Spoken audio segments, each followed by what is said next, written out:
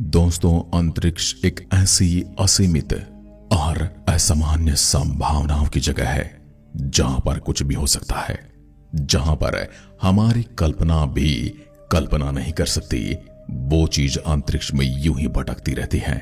जिस छोटी छोटी चीज के लिए मनुष्य धरती पर आपस में लड़ता झगड़ता रहता है, इससे लाखों करोड़ों गुना बड़ी चीजें अंतरिक्ष में यूं ही भटकती रहती हैं।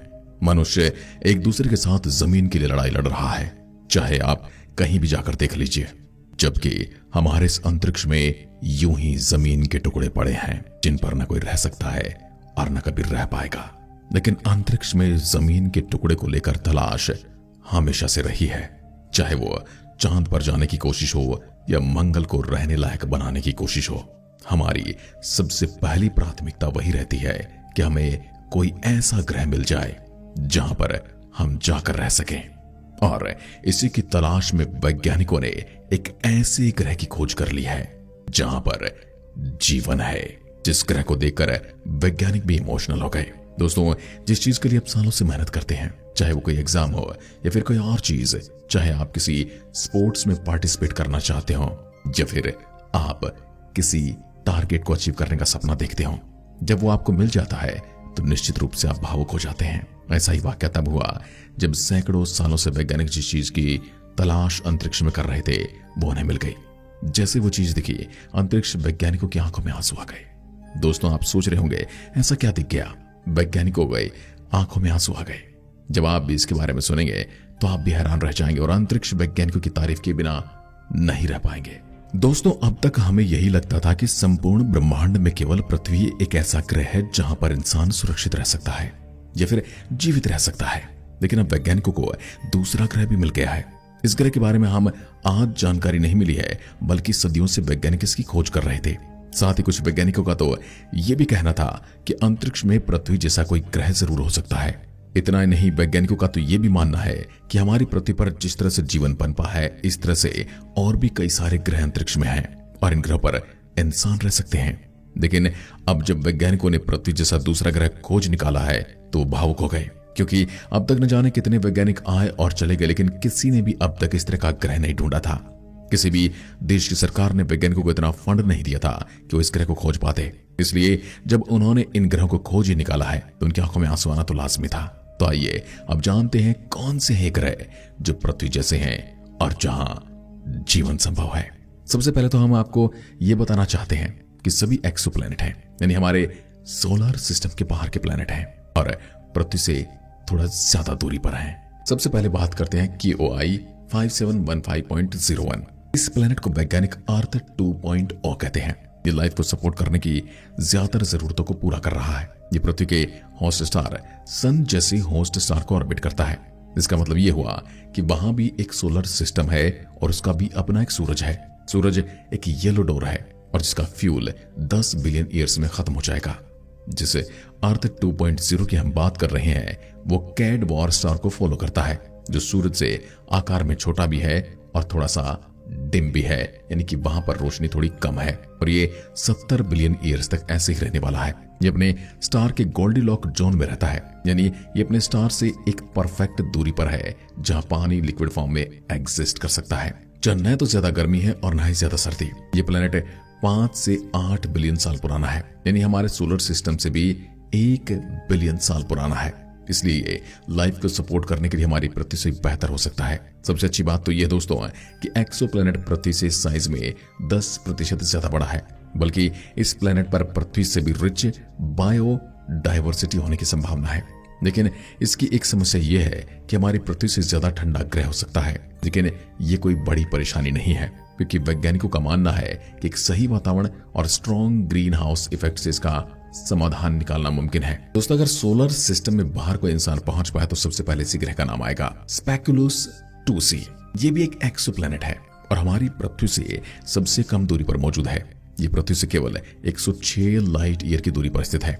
हालांकि ये भी बहुत ज्यादा है, लेकिन अन्य सभी एक्सोप्लैनेट के मुकाबले ये सबसे कम दूरी पर है। अभी तक की जितनी भी सबसे तेज टेक्नोलॉजी है उसके साथ इस ग्रह पर पहुंचने में 2 लाख वर्ष लग जाएंगे, क्योंकि हमारे पास इतनी फास्ट रॉकेट इंजन मौजूद ही नहीं है। इसलिए अभी तो यहां नहीं पहुंचा जा सकता है। लेकिन यहाँ बात पृथ्वी जैसे दूसरे ग्रह की हो रही है, तो इसके बारे में हमें कुछ और जान लेना ही चाहिए। ये ग्रह हमारी पृथ्वी से 40% ज्यादा बड़ा है और ये अर्थ की तरह ही एक पथरीला ग्रह है, यानी कि यहाँ पर जमीन है और ये अपने स्टार के गोल्डीलॉक जोन में भी है, यानी हैबिटेबल जोन में है।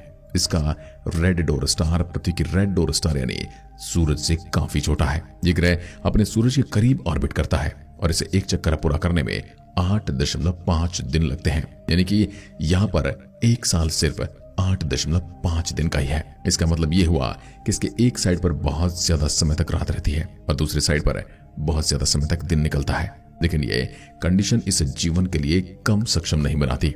यहाँ हम जाकर आराम से रह सकते हैं, लेकिन यहाँ समस्या अगर किसी चीज की है तो वो है दूरी। केपलर 1126 ये प्लेनेट हमारी पृथ्वी से 2073 प्रकाश वर्ष की दूरी पर है, लेकिन ये भी हमारी पृथ्वी से काफी मिलता जुलता है।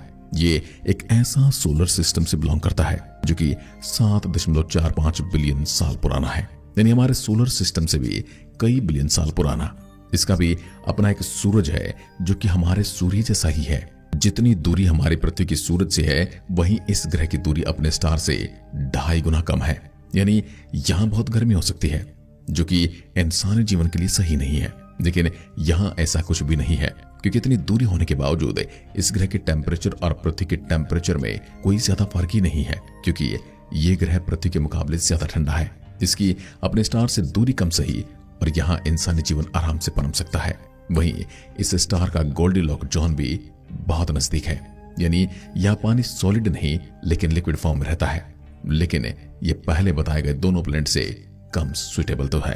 केपलर 69c ये ग्रह पृथ्वी से करीब 2407 प्रकाश वर्ष की दूरी पर है, यानी बहुत दूर है। लेकिन यह बात उन ग्रहों की हो रही है जहां पृथ्वी जैसा इंसानी जीवन मौजूद हो सकता है, यह मौजूद है, तो इसमें इसका नाम भी शामिल है। ये ग्रह भी 7 बिलियन साल पुराना है हमारी अर्थ से, और सोलर सिस्टम से ग्रह पुराना है और हमारी पृथ्वी से 4 गुना बड़ा भी है। और यह भी पृथ्वी की तरह रॉकी प्लेनेट है, यानी कि यहाँ पर भी जमीन है जो कि ठोस अवस्था में है। वैज्ञानिकों का कहना है कि इसके बीच बड़े बड़े डेजर्ट हो सकते हैं, लेकिन यहाँ भी समुद्री किनारे भी काफी मात्रा में होने की संभावना है। ये अपने स्टार के हैबिटेबल जोन में है और ये उसे ऑर्बिट करने में 242 दिनों का समय लगाता है, यानी यहाँ का एक साल 242 अर्थ डे में पूरा होता है, जो हमारे सोलर सिस्टम के प्लेनेट वीनस से मिलता जुलता है।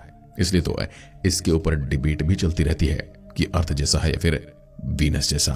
ये बाकी सभी प्लेनेट में से सबसे कम सुटेबल है, लेकिन पूरी तरह नहीं, जीवन की संभावना यहाँ अभी भी है।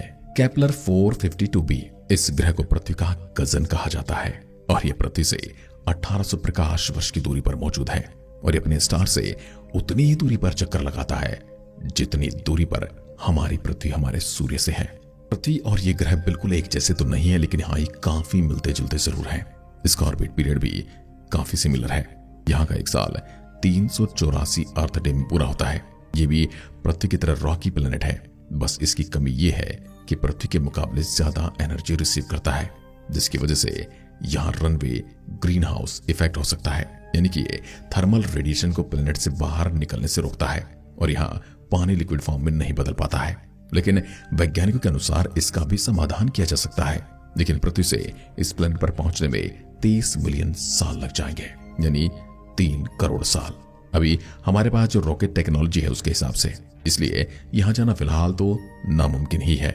लेकिन एक बात तो आप समझ लेना चाहिए कि केवल पृथ्वी पर ही जीवन नहीं है। वैज्ञानिकों ने यह साबित कर दिया कि कई ऐसे ग्रह हैं जहां जीवन संभव है, या यूं कहिए कि वहां पर जीवन पहले से मौजूद है। यह हम सभी ने बड़े बड़े टेलीस्कोप से देखा है, ऐसे टेलीस्कोप जो दूर अंतरिक्ष में भी देख पाते हैं। वहां की अलग अलग तरंगों की मदद से हमने देख तो लिया है कि उस ग्रह पर जीवन संभव है, लेकिन ये देख नहीं पाए कि वहां जानवर मौजूद है या नहीं। हो सकता है अगर वो हैबिटेबल है तो वहां भी किसी न किसी प्रकार का जीवन मौजूद जरूर होगा।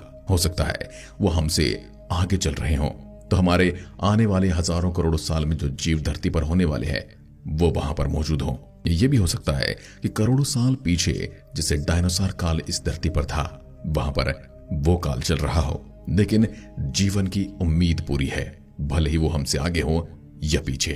और इन सभी चीजों से पर्दा तभी उठ पाएगा जब इंसान ऐसी टेक्नोलॉजी डेवलप कर ले जो हमें लाइट की स्पीड के बराबर न सही लेकिन लाइट से थोड़ा कम की स्पीड की एबिलिटी दे दे, ताकि हमें से यान बना ले और वो जल्दी से जल्दी लाइट ईयर्स पार करके उन ग्रहों तक पहुंच सके।